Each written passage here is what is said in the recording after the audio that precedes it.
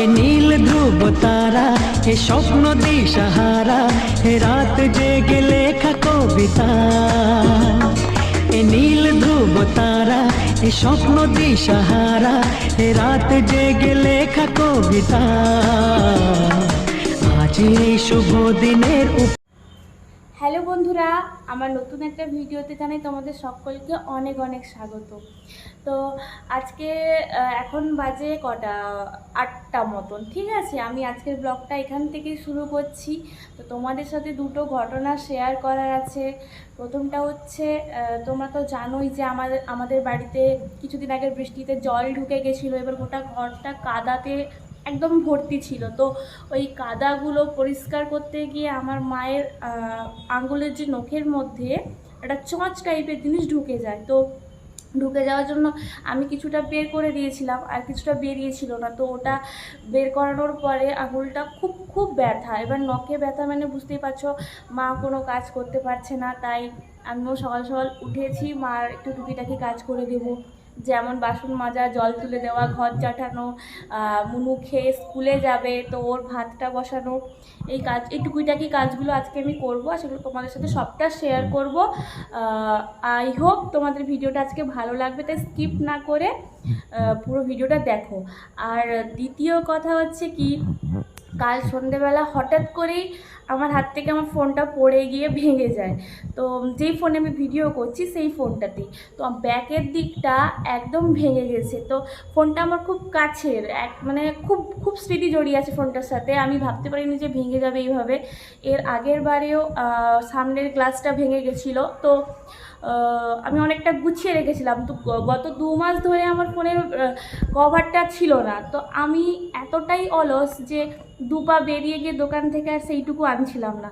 কাল হঠাৎ করে ফোনটা ভেঙে যাওয়ার পরে আমি 5-6 মিনিটের মধ্যে আমি বেরিয়ে গিয়ে সঙ্গে সঙ্গে কভার গ্লাস সব লাগিয়ে দিলাম। তো এটা দেখেই আমি বুঝলাম যে যখন যে জিনিসটা অবশ্যই প্রয়োজন সেটা তখনই করে নেওয়া উচিত, নইলে দেরি করলে তার সেই ভুলের মাসুল তোমাকে সবসময় গুনতে হবে। তো আমার মনটা সত্যি খুব খারাপ যে আমার এত পছন্দের ফোনটা এইভাবে ভেঙে গেছে।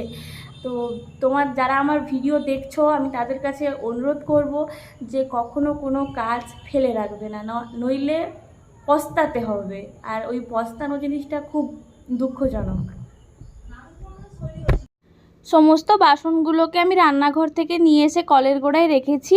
একটা একটা করে পরিষ্কার করে মেজে ধুয়ে গুছিয়ে রাখতে হবে। পুরো মায়ের মতন তো হবে না, তবে চেষ্টা করব একদম পরিষ্কার পরিচ্ছন্নভাবে কাজ করার। সমস্ত কাজ শেষ করার পরে আমি ভাত বসানোর জন্য চাল নিয়ে নিয়েছি। চালটা ধুয়ে আমি ভাত বসিয়েও দিয়েছিলাম, যেটা ভিডিও করা হয়নি। এখন কাজ করে আসার পরে আমি একটু ক্লান্ত হয়ে বসেছিলাম। তো আমার health drink, sorry energy drink চলে এসছে। একটু বলে দাও পুপু, তোমাকে ভালোবাসি বলে দাও।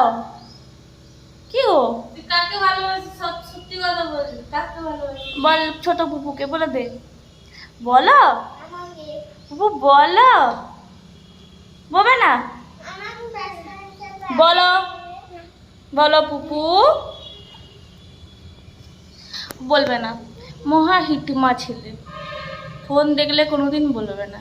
এমনি সময় বলে তো বহুত জোর করেই বলাতে হয়, কিন্তু বলে।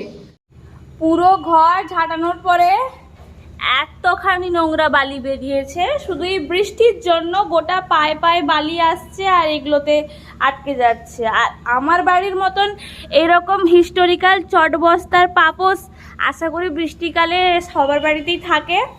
তো আমি কাজ করছি, আমাকে ডিস্টার্ব করছে এই যে মহারাজ। ওই ডিস্টার্ব করছিস কেন আমাকে? কেন করছিস? আগে বল, বল হ্যালো গাইস, বল। বলবি না তো? পিসির ব্লগ দেখো, হ্যাঁ সাবস্ক্রাইব করো।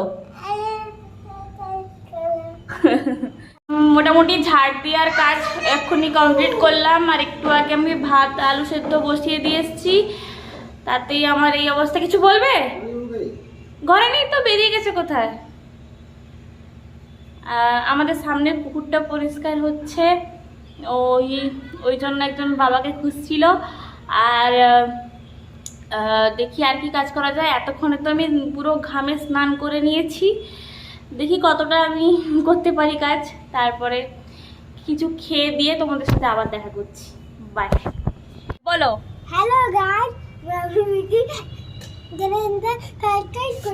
লাইক করে দাও, লাইক করে দাও, কমেন্ট করে দাও, কমেন্ট করে দাও, 1 লাখ সাবস্ক্রাইবার করে দাও, একবার লাইক এন্ড শেয়ার করে দাও, তাড়াতাড়ি করে দাও, তাড়াতাড়ি করে দাও। দিয়ে এরকম চুমা দিয়ে দে একটা।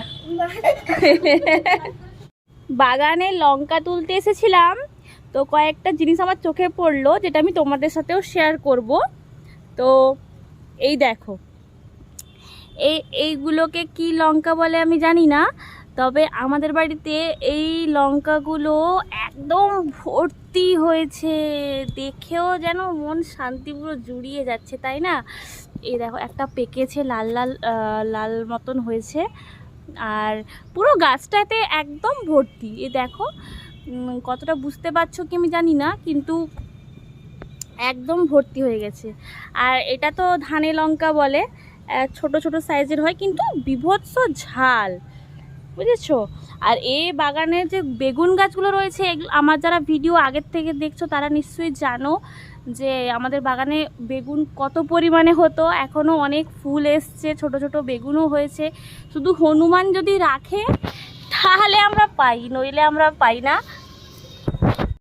আজকে দাদা বাড়িতে ফিরলো, গত 1 সপ্তাহ ধরে দাদা বাড়িতে ছিল না। তো বাড়িতে ফেরার পরে বৌদি অনেকক্ষণ ধরে ঘরের দোরগোড়ায় অপেক্ষা করছিল, তো ওইটা নিয়ে আমরা বৌদিকে খুব মজা করছিলাম। আর দাদাও এর মধ্যে সামিল হয়ে বৌদির হাতে জুতো ধরিয়ে আশীর্বাদ করে মজা করে নিল। আজকের ভিডিওটা এখানেই শেষ করছি, দেখা হবে খুব তাড়াতাড়ি নতুন একটা ভিডিওতে। টাটা।